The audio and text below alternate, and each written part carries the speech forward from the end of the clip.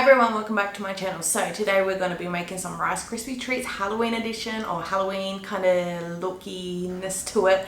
To be honest, I don't know if this video is going to be up before or after Halloween. Today is the day before Halloween. So yeah, it's probably not going to come up till after, but that is fine. I'm just showing you guys what I've done this year to give out to my niece and nephews for when they come by for trick-or-treating. And then the rest Nick and I will just enjoy as a nice sweet treat. But you can definitely make this, like, it's just the base recipe of just your average Rice Krispie treat. You can make them, you can add anything else to it, decorate it however you like for different occasions. This is just what we're doing today. Alright, so to start off with, to try and make these Rice Krispies into more of a Halloween vibe, this was the closest kind of Halloween sprinkles I could find. But to achieve my look that I was wanting, I just removed all of the stars and a little bit of the lighter blue, and then this is the end results of the sprinkles. So in a pot over medium heat, we got 50 grams of butter, and I want to melt that down. I'm adding in half a can of condensed milk. My condensed milk has turned into a caramel because it was past its best before date. It smelt fine, I tasted it, it tastes fine, it's all good. So I just mixed it until it's just kind of smoothed down a little bit and heated through a little bit in with the butter before the next step. But if you have regular condensed milk that hadn't already kind of turned into a caramel, you just want to cook it down until you achieve a caramel color like I have in the pot right now. I then added in I have 520 grams of marshmallows. I did keep about a handful or two reserved, otherwise the rest just went into the pot. And we just want to mix that down and get that all nice and melty. It is turning like this weird pink tinge because the marshmallows in Australia just generally come with pink and white in the bag, and I don't want to buy 2 or 3 bags just to get the white because I wouldn't eat the marshmallows just as is. So I just decided to mix it all together. I did add a bit more red food colouring just to try and make it not so much of a weird pink tinge. If I could make it orange, like had the food colourings to turn it into an orange, that would have been ideal, especially for the Halloween kind of vibe, but I didn't, so we just got pink. And then I'm adding in 8 cups of Rice Krispie treats. You just want to mix that gently because they can get crushed, so definitely just fold them in and mix them in kind of gently.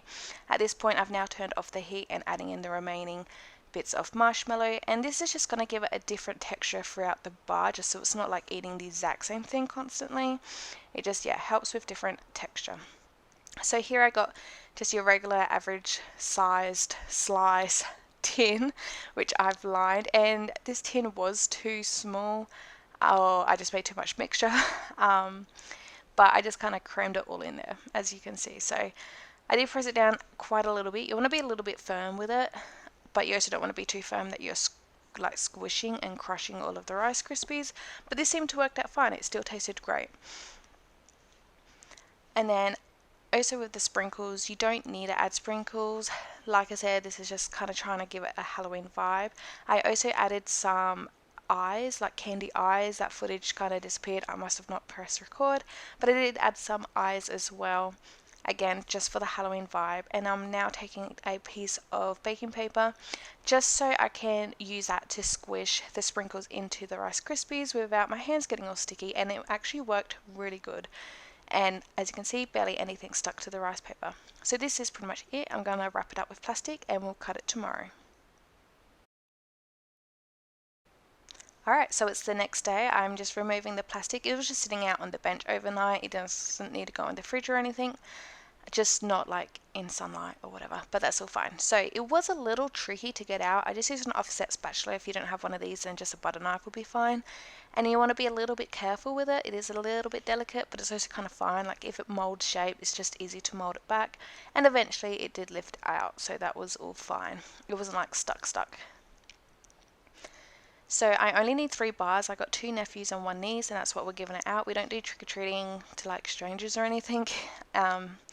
So I was just cutting them into long pieces of bars. If I was doing this for a party or something, definitely these serving sizes are way too big, but just because it was Halloween and it's for kids, I thought I would do kind of extra and make it quite big. But I am just trimming off the sizes, just the sides, just to make it nice and neater as a bar to gift to somebody. And these offcuts I was just nibbling at, and they taste really good. And you can see the like cute little candy eyes as well, which I thought looked really good in the end. So yeah, it did look a bit crazy and a bit messy, but I do feel like it kind of worked out really well, and the kids loved it, so that's the main thing. I couldn't find cellophane bags, so I just got actual cellophane, and I just wrapped some black ribbon around it to package out, because again, their trick-or-treating is just going to go into the treat basket. So I thought this was the easiest way to just kind of wrap it up that would still be appealing.